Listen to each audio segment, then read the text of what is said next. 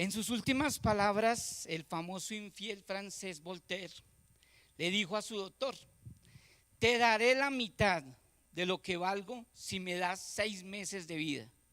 Sus gritos fueron tan desesperados cuando le llegó su hora, que la enfermera que lo atendía dijo: ni por toda la riqueza de Europa querría atender a otro infiel en su lecho de muerte. Del mismo modo, las últimas palabras del escéptico inglés Thomas Hobbes fueron: si tuviera el mundo entero, lo entregaría para poder vivir un día más.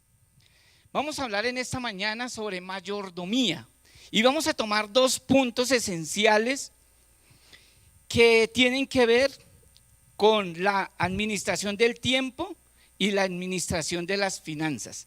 Y vamos a tener esta serie de domingos con esta enseñanza: mayordomía para la piedad. Las disciplinas espirituales que hemos venido tratando, todas son muy importantes y hemos tratado de todo. Y esta de mayordomía es clave porque la iglesia en los últimos 100 años ha caído en una decadencia terrible, y el evangelio de la prosperidad, por ejemplo, con lo que tiene que ver con la mayordomía, es donde más ha sido relevante. Entonces a las personas no se les enseña a administrar su tiempo, a administrar su dinero, sino que se les enseña es simplemente a dar de una manera equivocada, ¿sí? Entonces, cuando se le dice a la gente: bueno, usted puede ser indisciplinado financieramente, usted puede administrar el tiempo como usted quiera, pero si usted tiene alguna necesidad, entonces dé una semilla, haga un pacto y traiga su dinero acá, y de acuerdo a lo que usted necesita, entonces usted dé un 10, 20, 30%. Entonces la gente se endeuda y todo para traer eso, hacer un pacto, que según ellos, que eso es errado, porque la Biblia no habla así del pacto. Entonces la gente da, y cuando ve que no recibe, entonces la mayoría se apartan y comienzan a hablar mal y a blasfemar contra la misma iglesia. Entonces en esta serie vamos a mirar lo que es la disciplina en el manejo del tiempo y de las finanzas. Busque la clase de vida que Jonathan Edwards determinó vivir. Abro comillas: resuelto estoy, viviré como deseare haberlo hecho cuando llegue el tiempo de morir. Aprovechar el tiempo sabiamente, porque los días son malos. Es una curiosa frase en medio del lenguaje inspirado del apóstol Pablo en Efesios 5, 15 al 16. Así que tengan cuidado de su manera de vivir. No vivan como necios, sino como sabios, aprovechando al máximo cada momento oportuno, porque los días son malos. Entonces, en la parte del tiempo, todo el mundo, la mayoría de todos nosotros, por nuestra misma naturaleza pecaminosa, administramos mal el tiempo y lo desperdiciamos. Yo recuerdo un dicho popular que dice que el tiempo perdido, los santos lo lloran. Y así pasa. Cuando usted desperdicia el tiempo haciendo cosas que no glorifican a Dios, primero. Segundo, no son productivos para nosotros, y lo contrario, pues no nos ayudan a crecer en ningún área. Entonces, desperdiciar el tiempo para muchas personas es algo normal, pero para un creyente que ha sido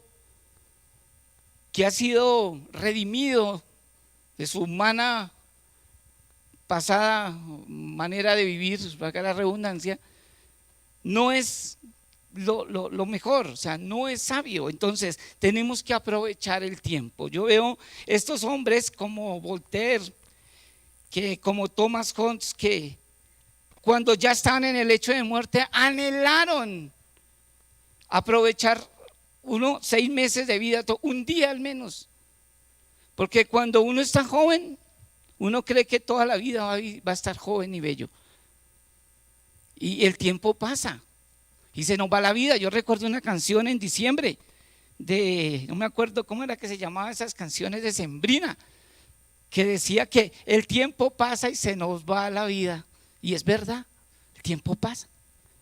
Pero en las disciplinas que vamos a estar tocando hoy, vamos a mirar esa administración del tiempo. ¿Usted cómo administra el tiempo?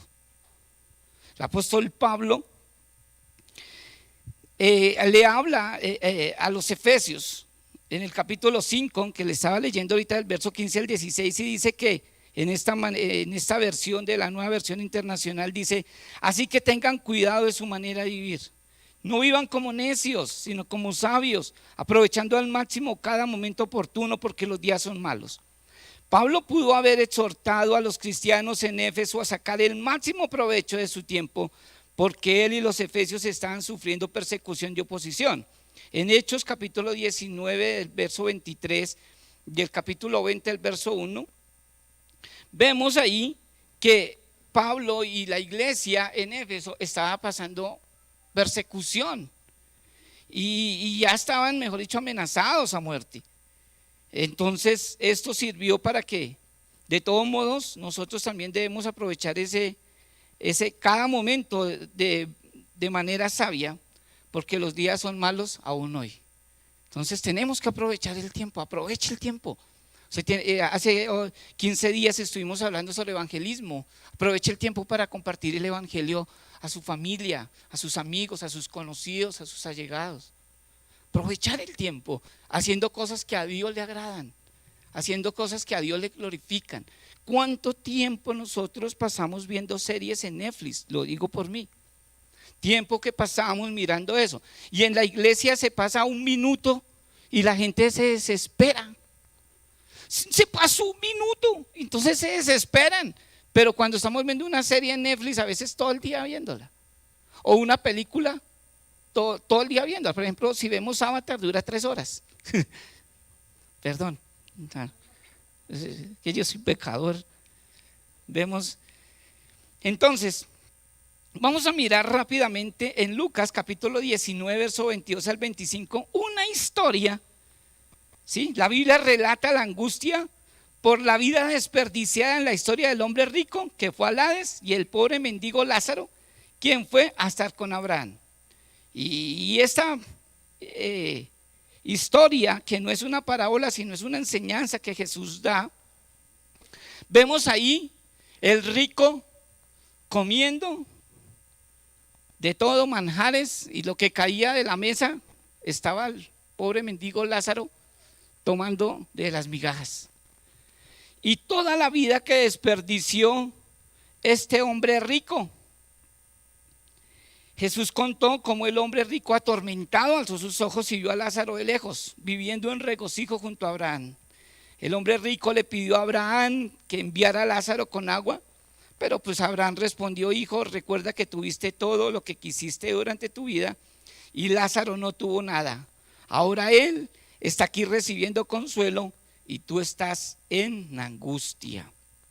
Esa es la enseñanza que relata Lucas en el capítulo 16, verso 22 al 25, y vemos este hombre que tenía todo, pero cuando murió entendió que había desperdiciado su vida en hacer algo útil, y algo útil al menos era poder compartir con sus hermanos, poder compartir la escritura con sus hermanos. Por eso él, parte de lo que él le pidió al padre Abraham era que enviara a Lázaro para que le hablara a sus hermanos.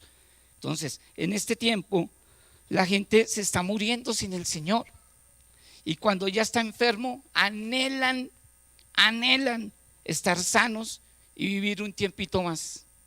Y yo veo la gente ahorita anda estresada para reunir dinero y trabaja de domingo a domingo y se la pasa la mayoría de su vida trabajando, y ya cuando se van a pensionar están enfermos y toda la plata que se ganaron se la gastan ¿en qué? En medicamentos, en un tratamiento y todo. ¿Por qué? Porque desperdiciaron el tiempo, y ya cuando están viejos quisieron estar jóvenes. Y yo digo, la vida es chistosa, porque cuando uno está niño anhela estar grande, que tenga 18 para hacer lo que a mí se me dé la voluntad, porque soy aburrido con mis padres. Soy aburrido que mis padres me den todo. Si no me levanto, ahí está el desayuno. No tengo problema de que tengo que pagar impuestos, no tengo problema de que tengo que pagar agua, o sea, los servicios. Ahí tengo.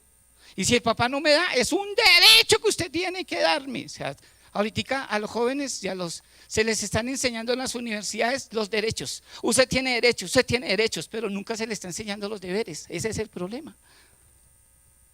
Y yo veo, es que toca respetarle los derechos. Y entonces él, ¿por qué no se le enseña también los deberes? Que tiene deberes. Entonces la gente se la pasa desperdiciando el tiempo cuando es niño y ya cuando quiere se tiene 18. Y más que todo nos pasa a todos, ¿sí? A las mujeres también, que cuando ya llegan a los 40, entonces como que se sienten, quieren estar de 20.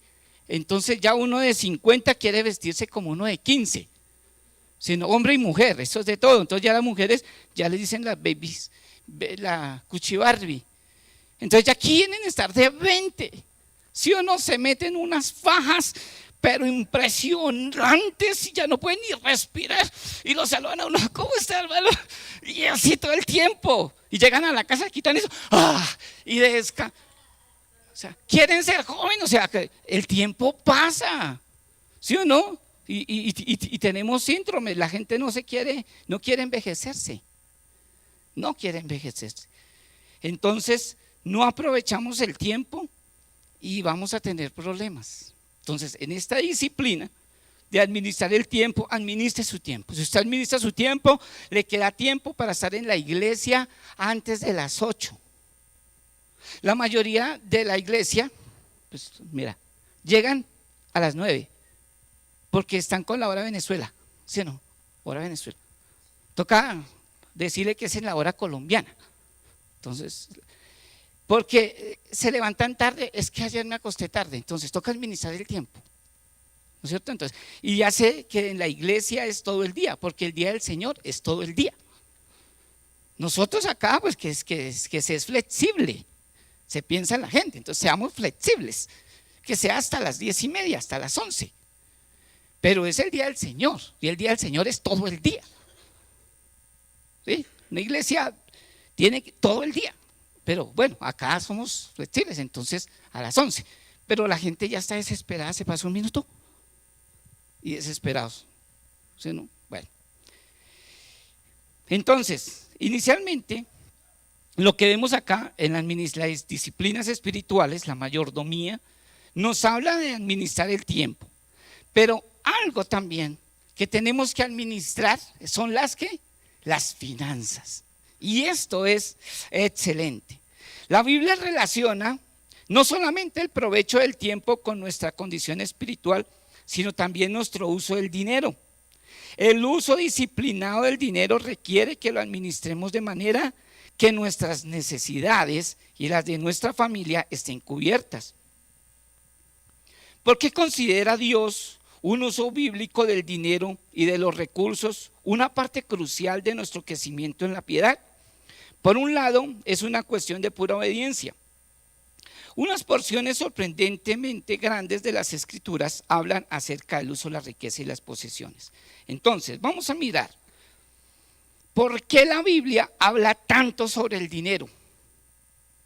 ¿Sí? Ahora, esto lo usan de una manera distorsionada los que predican el evangelio de la prosperidad. Pero lo vamos a ver qué dice la Biblia.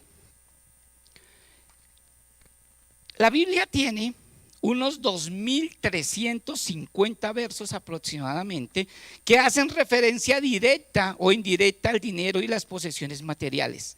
Además de las 38 parábolas de Jesús, 16 parábolas tienen que ver con las posesiones y el manejo financiero.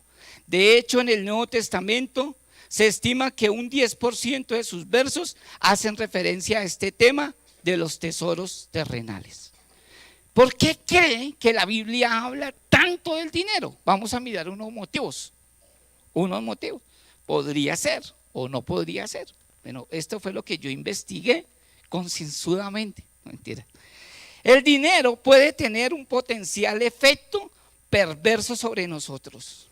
El dinero nos seduce al ofrecernos cierto grado de seguridad, bienestar, placer o poder.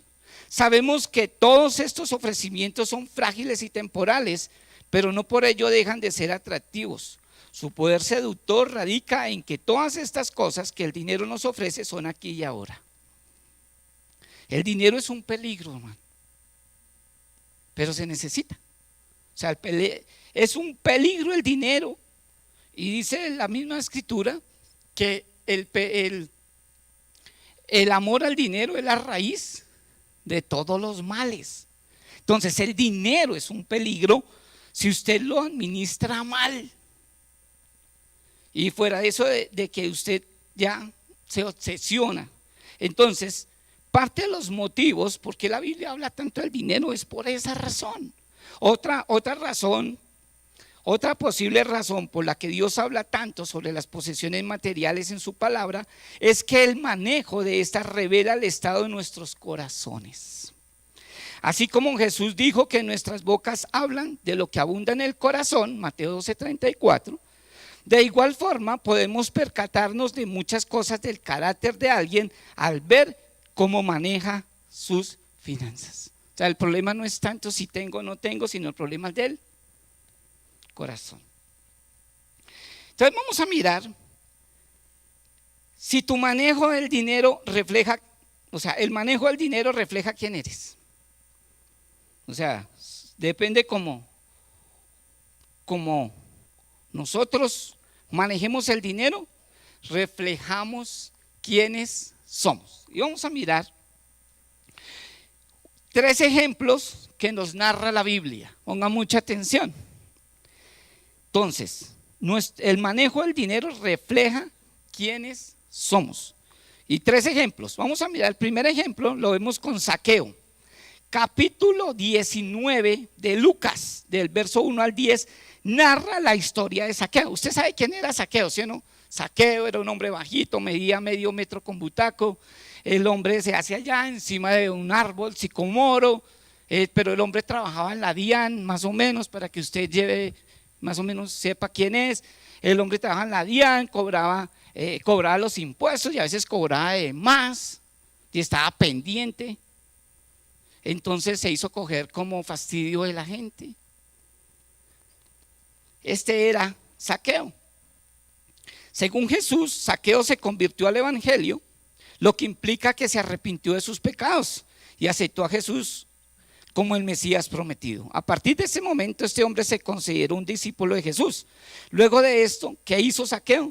Su primera decisión fue tratar el dinero de una manera distinta. Recuerden que Zaqueo, pues, un amor al dinero, cobrando de demás, ¿sí? Daba una parte para el Estado, la otra parte se la robaba, normal, ¿sí o no? Pero normal en esta sociedad corrupta, ¿sí o no? Pero delante de Dios, ¿eso es normal? No. De todo le tenemos que dar cuentas a Dios. Cristianos, no cristianos, allá tenemos que compadecer ante el tribunal de Cristo. Cristianos y no cristianos, o sea, todos le tenemos que dar cuentas a Dios. Entonces Zaqueo hacía eso, pero cuando Dios lo llama, Dios lo salva, el hombre cambió la actitud, la mentalidad sobre el dinero. ¿Qué hizo? ¿Qué fue lo primero que hizo el hombre? Su primera decisión fue tratar el dinero de una manera distinta. Quiso restituir el dinero que había robado y acumulado. Quiso ser económicamente responsable por lo que había hecho en el pasado. El nuevo nacimiento espiritual hizo que él tratara sus posesiones materiales de manera distinta. ¿Qué fue lo que hizo? Llegó y le dijo, ya con un corazón diferente. Entonces ahí se nota que había un fruto de arrepentimiento en él, porque muchas personas pueden venir a la iglesia, decir, sí, yo acepté a Cristo, yo hice la oración de fe, pero sus vidas no cambian, o sea, no hay frutos de arrepentimiento, su vida sigue igual. Entonces, Zaqueo no, realmente se ve que tuvo un nuevo nacimiento y dijo, si en algo he defraudado de alguno, ¿sí o no? Todo lo que le robé o todo lo que le quité, se lo voy a devolver ¿cuánto? 4 veces. Y aparte de todo lo que yo tengo, la mitad se lo voy a dar a ¿quiénes? A los pobres. Entonces primero dijo, toda mi riqueza, la mitad de esa riqueza se la voy a dar a ¿quiénes? A los pobres. Y lo que me queda, entonces, si alguno hay aquí que yo le he quitado algo, que yo he sido injusto, entonces le voy a devolver 4 veces. Si usted le quite 100,000, le voy a devolver ¿cuánto? 400,000. Ah, muy bien. No se perdió la plática en el colegio. Entonces, el ejemplo de Zaqueo nos muestra quiénes somos. Entonces, el manejo del dinero refleja quién eres. Otro ejemplo que vemos en Mateo capítulo 19, verso 16 al 26, es el joven rico. ¿Se acuerdan del joven rico? El joven rico va a Jesús, el mismo va de Jesús. Y le dice a Jesús, ¿qué haré para heredar la vida eterna? Jesús le habla, le dice, no, pues cumple los mandamientos. Ah, desde joven los he cumplido. ¿Qué más hago? O sea, yo dije, yo ya hice eso, ¿qué más hago? Cuando ya le dijo que le diera toda su riqueza a los pobres, anda, vende lo que tienes y hazlo a los pobres. ¿Cómo fue la actitud del joven? Se entristeció. Dijo, no, pero toda la vida yo trabajando como un burro y le voy a dar eso a la gente que no se lo merece. No. A veces nosotros pensamos en los demás. ¿Qué nos importa a los demás? Nos importa lo que el Señor diga, que el Señor me ordena. Entonces, seguir a Jesús implica darle el primer lugar por encima de nuestras posesiones. Si Él nos pide que vendamos todo y lo demos a los pobres, deberíamos estar dispuestos a hacerlo, puesto que Él es Señor. De ahí que el joven, al oír estas palabras, se fue triste porque era dueño de muchos bienes. Mateo 19, 22 dice que prefirió su riqueza al señorío de Cristo. Lo material lo tenía atrapado. Inmediatamente después de este encuentro, Jesús dice, en verdad les digo que es difícil que un rico entre en el reino de los cielos. Mateo 19, 23. Lo que hay en el corazón y lo que había en este joven rico era ¿qué? Idolatría por sus posesiones. Este es otro ejemplo del manejo del dinero, refleja quiénes somos. El hombre era ¿qué? Idolatrando ¿qué? El dinero, apegado al dinero. Por eso muchas personas, por ejemplo, con lo que sucedió en la pandemia, mucha gente se suicidó, perdió su empresa, perdió todo, y como ese era su Dios, muchos tendieron a suicidarse. Otros entraron en depresión, ansiedad, angustia.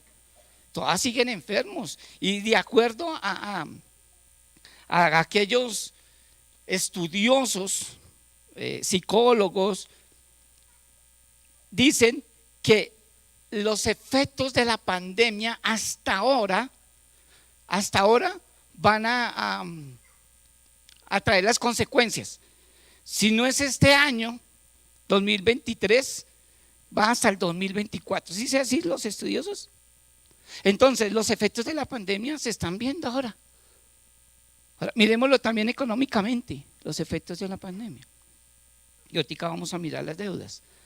Entonces, el manejo del dinero refleja quién eres. Vamos a mirar el último ejemplo con la predicación de Juan el Bautista. Eso sí quiero que vayamos a la Biblia y lo leamos. Lucas capítulo 3, verso 3 al 14. Lucas capítulo 3, verso 3 al 14.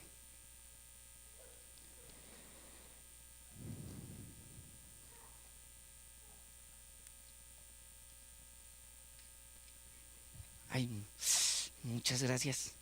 Uy.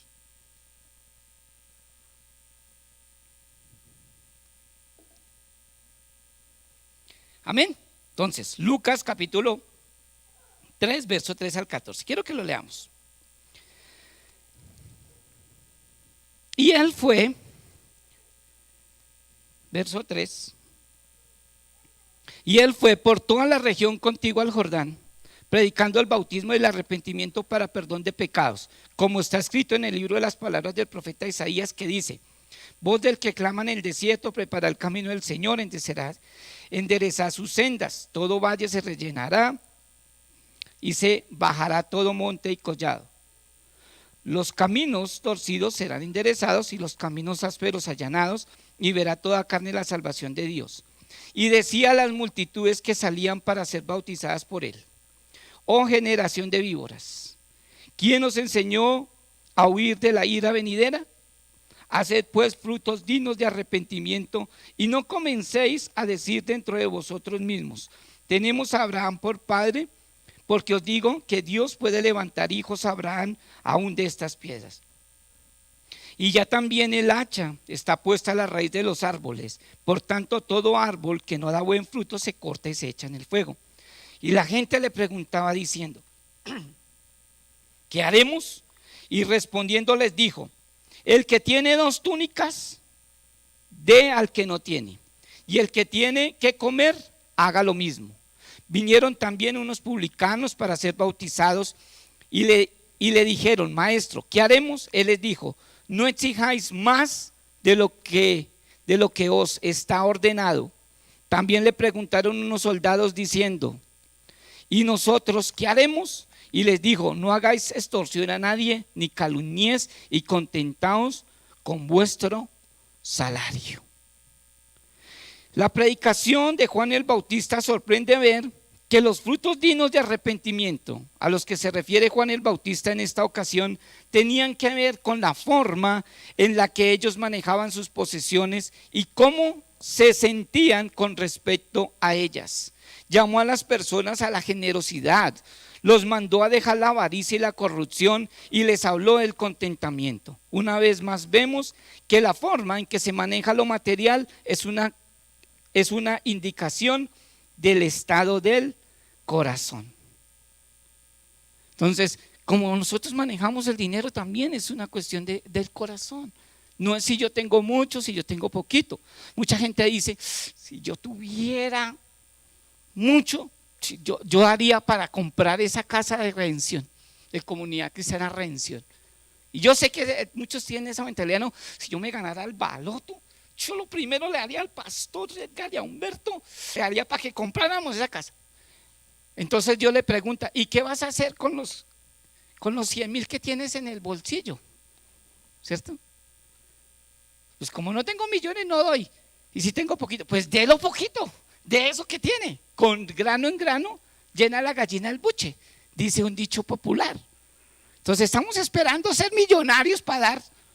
No espere ser millonario para dar, porque el problema no es la plata, el problema es el corazón.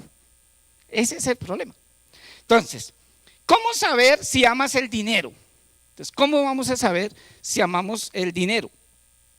Entonces, primero, ¿estás dispuesto a pecar para ganar más? O sea, ¿estás dispuesto a pecar para ganar más? Y ese es otro de los problemas que tenemos en nuestra sociedad. Esto es a nivel global. Hay personas que mienten en su declaración de impuestos, en contratos de traspasos de propiedades, en negocios diarios, en cotizaciones, al hacer publicidad engañosa de algún producto y mucho más, sencillamente para retener más dinero. Entonces, cuando usted peca por ganar más, cuando usted peca y no le importa a usted lo que haga, lo importante es acumular dinero, pues ahí está el problema. Y ese es uno de los problemas que nosotros tenemos. Entonces, ¿cómo vamos a saber si realmente amamos el dinero? Pues usted va a hacer un examen ahí de conciencia con base a lo que yo le voy a enseñar en esta mañana. Cuando nosotros nos dicen, no, mire, hay que hacer esto, le voy a comprar, por ejemplo, un amigo trabaja con computadores, con todos los cables de los computadores, con todo eso, con todo lo que, ¿cómo se llama eso? Se me olvidó. Sí, o sea, todo lo que es tecnología, o sea, todo lo que tenga que ver con computadores, los cables, las memorias, USB, todo eso. Entonces le llegó un hombre de un pueblo donde él compra para la alcaldía. Entonces tiene que llevar las cotizaciones para la alcaldía para pasar las licitaciones. Y le dijo, mire, yo necesito que usted me venda todos estos cables, todo esto, ¿cuánto vale? No, eso realmente vale, digamos, 20 millones de pesos. Yo quiero que usted me haga una factura por 30 millones de pesos.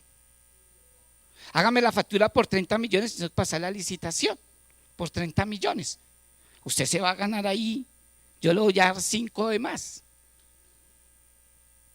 Entonces ahí es donde uno prueba, yo estoy dispuesto a pecar para ganar más.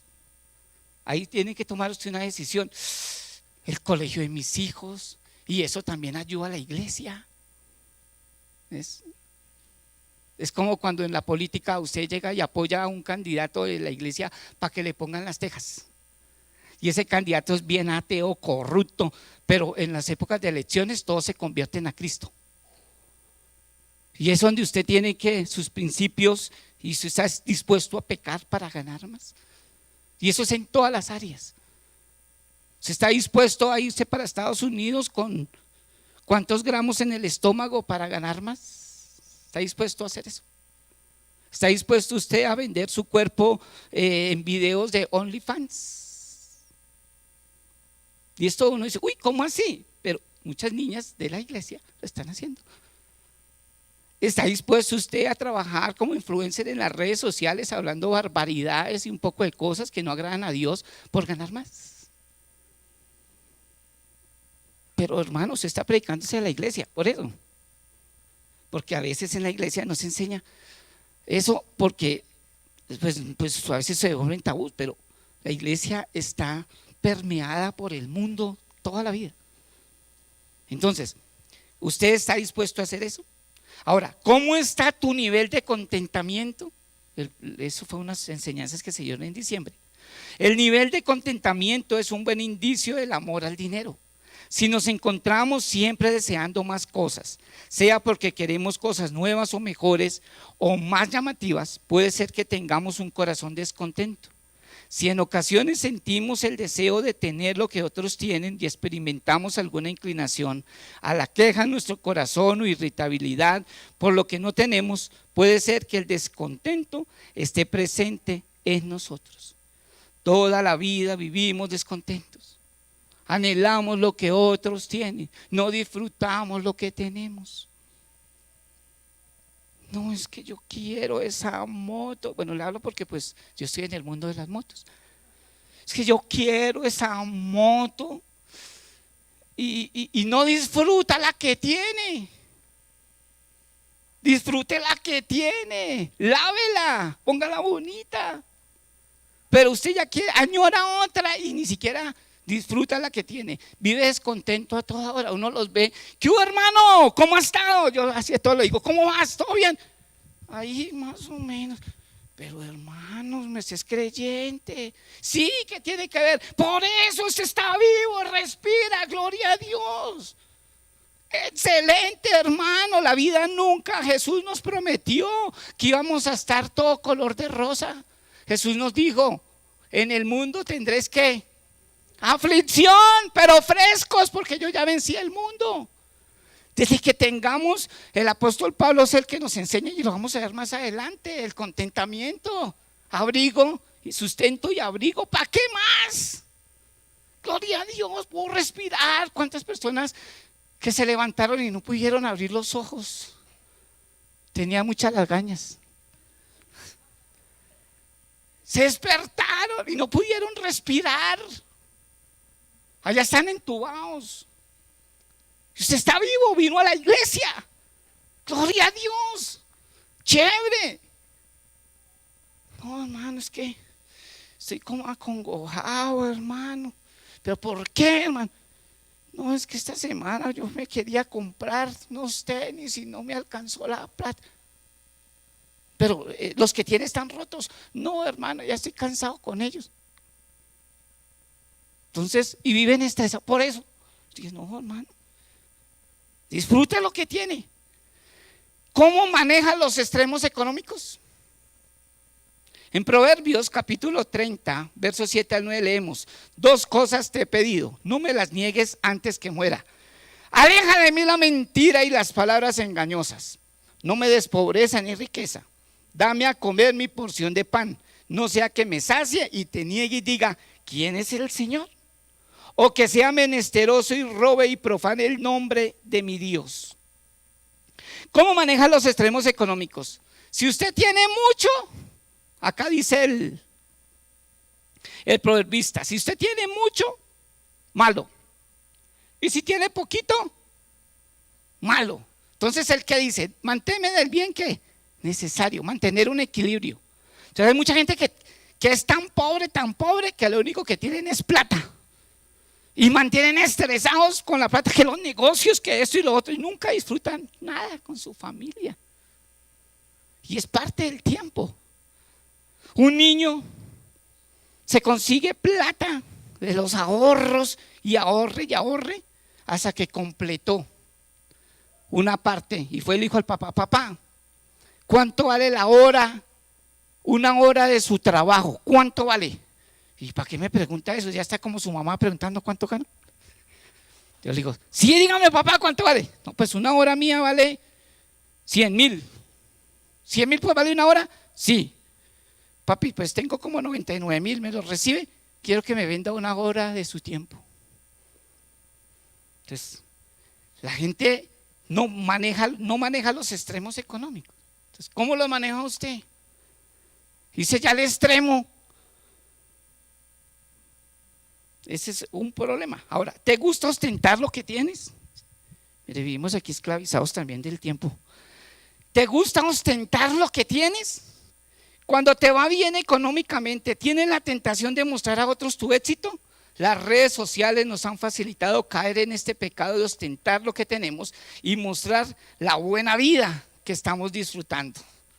Vamos a un buen restaurante, un restaurante peruano, mexicano, lo que sea, y de una vez, foto para el Face, foto para los estados, para que la gente diga: uy, este sí, guau, en los restaurantes. Queremos ostentar todo. La moto, foto para la moto, foto para los estados, foto para el Cartagena, foto para los estados, foto para el Face. Y entonces ostentar para que digan: uy, este sí pasea, este sí. Yo conozco un personaje que viaja por todo el mundo. Viaja por todo lado, nunca publica una foto en el Face, nunca publica un estado. Yo le miro el Face y solo veo esas etiquetas. Lo etiquetan a él, pues nunca publica nada y mantiene viajando. Uno lo ve para La Guajira, para República Dominicana, ya saben cuál es, ¿no? República Dominicana. Viaja cada ratico para Medellín, que para Cúcuta. Y nunca publica nada. Va chévere, ¿sí o no? Y yo dije con mi esposa: ¿sabe qué, mi amor? No voy a volver a publicar ni un estado cuando viajemos. Nada. Entonces, ¿te gusta ostentar lo que tienes? Y me decía mi sobrino, me decía: tío, mira, la gente que tiene harta maneja un perfil bajo, y el que no tiene nada mantiene publicando todo. Bueno, Dios mío, ayúdanos. Entonces, ¿te gusta ostentar lo que tienes? Ahora, ¿te cuesta dar y ser generoso? Entonces, con base a lo que estamos hablando de cómo saber si amas el dinero. ¿Te gusta dar y ser generoso? ¿Con cuánta facilidad compartes con otros de lo que tienes? No me refiero simplemente a dar una limosna o conceder una propina. Se trata de dejar un mensaje de generosidad en toda nuestra manera de proceder y seguir así el ejemplo de Jesús, que ha sido generoso con nosotros, no solamente en lo económico. Entonces, ¿a ti te cuesta dar? ¿Te cuesta ser generoso? Que ve su hermano en necesidad y usted teniendo, y por ejemplo en la pandemia. Usted en la pandemia recibió su sueldito, bendijo a algunos con un mercadito, al menos con un dinero, decirle: venga, hermano, me sobran estos 4 millones de pesos, me sobran, tome hermano. Pero le cuesta ser generoso. Entonces ahí es donde realmente miramos cómo saber si amas el dinero con lo que le dije. Y vamos a mirar rápidamente vamos a mirar uno de los problemas, que son las deudas. En una familia que se endeuda con frecuencia y ligereza, surgen tensiones que traen conflictos. Aquellos que usan la deuda como una salida usual a sus indisciplinas financieras se exponen al estrés de los pagos y la irritabilidad que ello conlleva. Usted ha escuchado un eslogan que dice: viaje ahora y pague después. Compre en diciembre y pague en marzo. Entonces usted se endeuda para irse a viajar. Chévere, a San Andrés. Y cuando llega, la tortura para pagar. Entonces se le olvidó todo lo chévere que vivió allá en el hoyo soplador y todo lo que vivió. Entonces, ellos introducen la discordia en sus vidas y hogares, las deudas. Ahora, el siguiente pasaje nos advierte de manera indirecta que nos mantengamos lejos de la deuda, a menos que no tengamos otra opción. Proverbios 17:1. Mejor es un bocado seco y con él tranquilidad que una casa llena de banquetes con discordia. La Biblia también nos advierte que no debemos constituirnos en fiadores de otros, o lo que es lo mismo, en garantes de otras personas en sus deudas. No estés, Proverbios 22, 26 al 27 dice: no estés entre los que dan fianzas, entre los que salen de fiadores de préstamos. Si no tienes con qué pagar, ¿por qué han de quitarte la cama debajo de ti? Todo esto no significa que la Biblia prohíba la deuda. La palabra nos advierte que la deuda no es el estado financiero ideal y que debemos tener cuidado cuando hacemos uso de ella. Hay deudas legítimas, como por ejemplo comprar bienes raíces o lo que me produzca alguna rentabilidad. La mayoría de las personas les fascina vivir endeudadas. Quizás un patrón que vemos en nuestra nación es que vive endeudada año tras año. Y les voy a dar algo que estuve analizando. Año tras año nuestra nación paga intereses de la deuda que se tiene. Mire, al término de octubre de 2022, el saldo de la deuda externa de Colombia alcanzó los 178.136 millones de dólares, lo que quiere decir que alcanzó un margen histórico y tiende a subir cada día más. 178.136 millones de dólares. Aproximadamente el dólar está hoy a 4.548 pesos. Hoy, multiplique eso por 178.136 millones de dólares. Es lo que debemos. Y tiende a subir. ¿Qué hacemos año tras año? ¿Pague qué? Solo intereses. Y eso es un patrón que se repite entonces en toda la sociedad. Por eso ahora todo es fiado. Y entonces todos nosotros tendemos a las fianzas, porque el país eso es como con cobertura. La cobertura ahí, sino endeudados. Todo endeudado. El carro, le entrego el carro 0 kilómetros sin cuota inicial. Y de una vez uno allá, endeúdese, venga para acá. Y algo de que nosotros manejamos en ventas es que nosotros tenemos que crear necesidades a las personas. El cliente que tenemos no necesita eso, pero yo tengo que crearle la necesidad. Entonces yo le creo la necesidad y las personas se dejan llevar por esa necesidad y se endeudan y viven endeudadas. Y hacen una mala administración del dinero, que eso lo vamos a ver más adelante. Vivir endeudado es fácil, ahora pague. Por eso mucha gente vive reportada en data crédito. Ay, yo ya no nadie me presta porque estoy reportado. Entonces, las deudas es un mal. Ahora, hay deudas legítimas. Endeúdese en algo que le va a producir a usted rentabilidad. Por ejemplo, una casa. Hay muchos que tienen la mentalidad, dice, pero yo para qué lo voy a pagar, una casa la pago 3 veces y pagarle al gobierno, pagarle, listo, usted lleva 20 años pagando arriendo. ¿Cuánto tiene usted? 20 años pagando arriendo y la persona vendió la casa y lo sacó. ¿Usted qué le va a reclamar? Nada. No va a ser como la película hace como 40 años, 50 años que se llamaba La Estrategia del Caracol, ¿se acuerdan? Ahí le dejo su esta pintada. Entonces, endeudarse para comprar una casa, yo le digo a las personas cuando me piden consejo en la parte de administración, y yo le digo, si usted se va a endeudar para comprarse una casa, está bien, porque lo que usted va a pagar de arriendo lo paga de cuota, pero a 20 años no importa, porque si usted se llega a morir a los 5 años, es todos los créditos, tanto hipotecarios como sea, vienen con una póliza que se llama póliza de deudores, que es obligatoria. En el momento que usted muere, usted no le deja deudas a nadie, eso era antes, ahora no.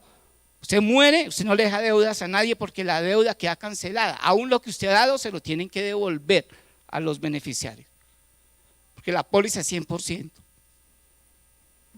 Entonces yo le digo a la persona, se va a endeudar, va a comprar una casa, endeúdese. Lo que usted va a pagar de cuota, lo va a pagar. Lo que usted va a pagar de arriendo, lo va a pagar de cuota. En 20 años, 15 años, usted ya tiene una propiedad. Y si usted se llega a morir antes, le deja una casa a su familia. Pero usted en arriendo, ¿qué deja? Deudas. Entonces, hay deudas legítimas. No, que voy a montar una empresa que me va a hacer rentable y voy a ganar tanto. Listo, voy a pagarle al banco un 2%, pero la rentabilidad me deja un 20% mensual, entonces me queda un 18%, bien. Pero hay deudas que no son legítimas. Deudas para pasear, deudas para mejorar mi carro, cuando el carro no me está produciendo ninguna rentabilidad, gastos, pico y placa, ¿sí o no? Los mantenimientos, los parqueaderos, usted no puede dejar el carro pagando, porque si no se lo roban, se lo llevan para los patios. Y un parqueadero ahora, los parqueaderos están costosísimos. Un centro comercial deja uno la moto o el carro, le cobra por minuto 60, 80 pesos el minuto, multiplique usted. A veces es mejor ir en Transmilenio. Entonces todo eso tenemos que analizarlo antes de endeudarnos. ¿Listo? Bueno, vamos a dejar ahí porque vamos a dejar ahí. De hoy en 8 días vamos a continuar y vamos a mirar las soluciones bíblicas. Y parte de lo que vamos a ver de hoy en 8 días para que usted llegue aquí temprano es entender que lo material no debe ser un fin en nuestra vida. Entender que somos mayordomos, no dueños. Entender que ahorrar es de sabios. Y vamos a mirar parte de los secretos de un buen ahorro. Y vamos a estar mirando, tenemos mucho, quién sabe si terminemos de hoy en 8. Vamos a mirar a ver que ofrendar es un acto de adoración, que el contentamiento es la clave. Y vamos a estar hablando de unas aplicaciones y el contentamiento en la práctica. Así es de que véngase de hoy en 8 días temprano y a ver si podemos terminar. Y si no, pues ahí miramos cómo hacemos, pero estos temas me fascinan estos temas y si los aplicamos a nuestra vida, mira, podemos ser una bendición para la iglesia y para los que están a nuestro alrededor. Amén. Colóquese sobre sus pies, oramos. Padre, muchas gracias por ser tan bueno con nosotros. Gracias por ser fiel. Ayúdanos, Señor, a entender de que simplemente somos administradores de todo lo que tú nos das. No somos dueños, tú eres el dueño, Señor. Ayúdanoslo a entender. Y quita de nosotros el amor al dinero, el darle la prioridad a lo material. Ayúdanos a entender de que estamos desperdiciando el tiempo y que el tiempo es vida, que el tiempo es clave para vivir en esta sociedad. Ayúdanos a entender que necesitamos administrarlo mejor. Y perdónanos, Señor, por ser tan rebeldes a tu palabra. Ignorar estos principios bíblicos. Ayúdanos a entender que cuando ignoramos una verdad nos hacemos esclavos de una mentira. Y vivimos esclavizados del mundo, del dinero y no de ti, Señor. Perdónanos, Padre. Ayúdanos cada día a ir a ti en arrepentimiento y postrarnos cada día y reconocerte como nuestro único y sabio Dios, como nuestro proveedor, como nuestro todo.